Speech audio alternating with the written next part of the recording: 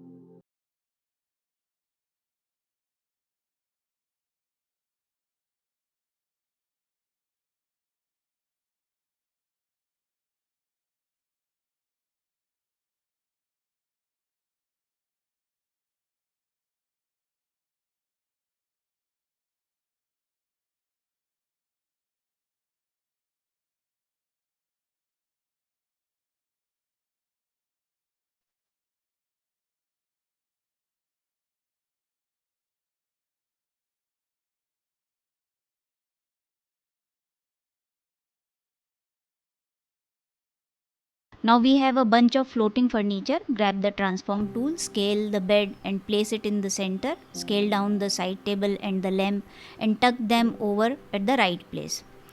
Here is where beginners mess up. The layer order. Right now my side table is awkwardly sitting in front of the bed. Go to the layers panel, think of it like a stack of papers, tap and drag the side table layer beneath the bed layer. Instantly it tucks behind the bed where it belongs.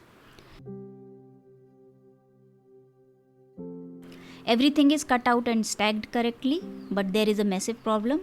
Our rug and shelf looks awkward. In video 3, I am going to show you the ultimate interior design trick using perspective and distort tools to make them look perfectly aligned and correctly placed. See you there.